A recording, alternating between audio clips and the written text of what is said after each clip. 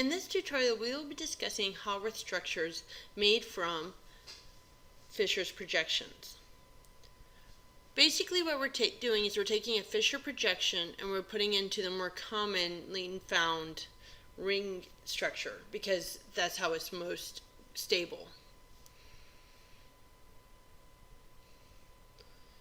So as we're doing this, here's the Fischer projection. Notice that the CO double bond, the carbonyl group, is on the top. It will always be on the top. We're going to turn this into the more common cyclical structure to make it into the Haworth structure. First thing you want to do is knock it over on its side. Notice that the OH group here is on the right. It ends up on the bottom. The OH group here is on the left. It's on the top.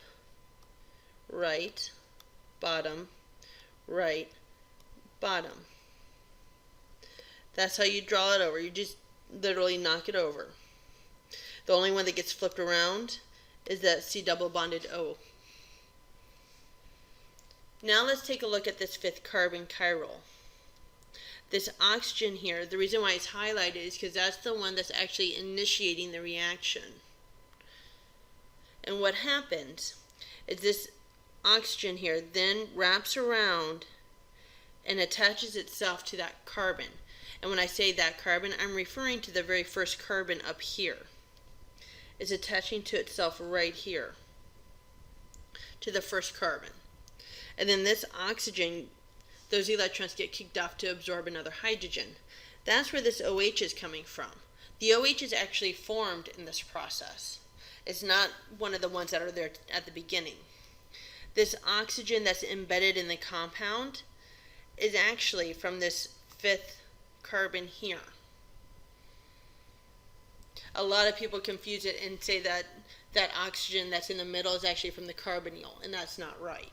It's actually from the fifth carbon.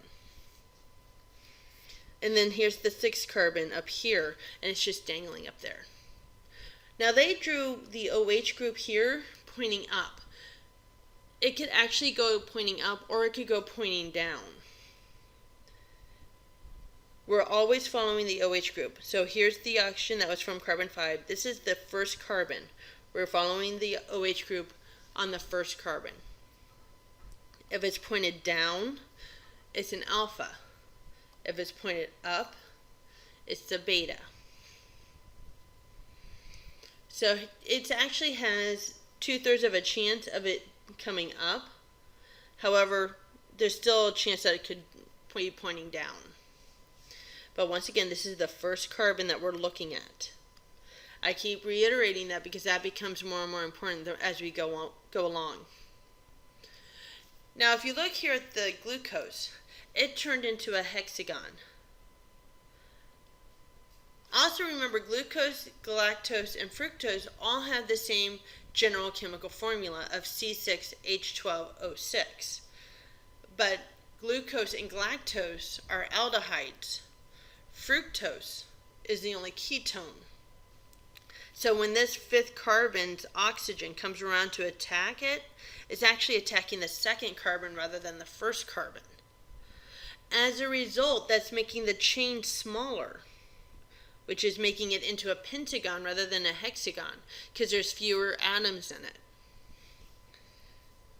That first carbon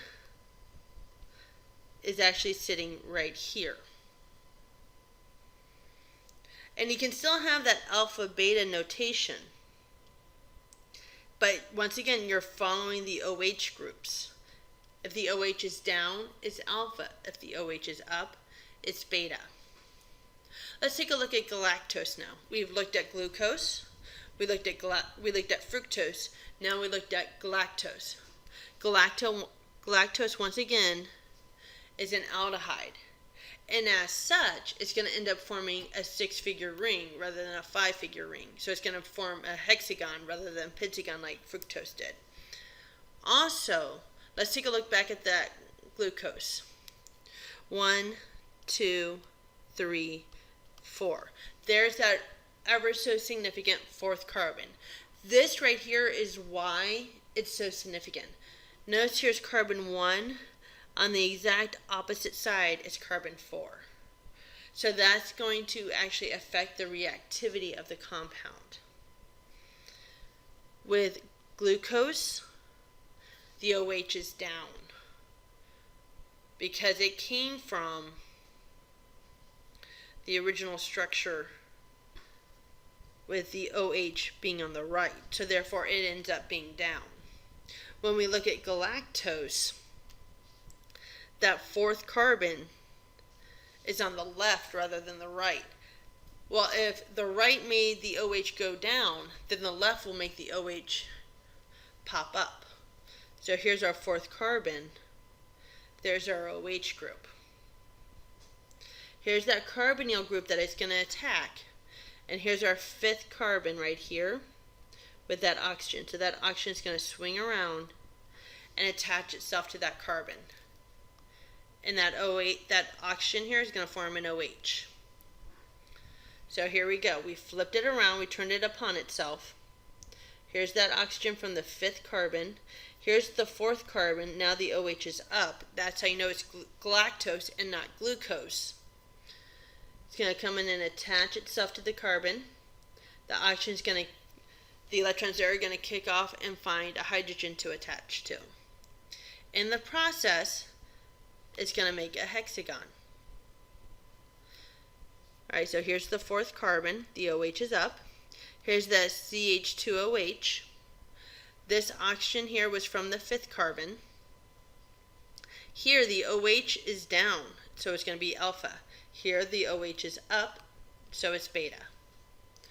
And those are your Haworth structures drawn from Fischer Projections.